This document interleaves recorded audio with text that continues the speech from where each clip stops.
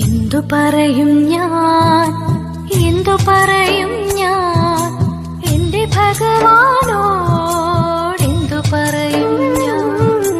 ഒന്നും പറയാതെ ഒക്കെ അറിഞ്ഞോളും നിൻ പരിതാപങ്ങൾ ഒക്കെയും തീർന്നോളും.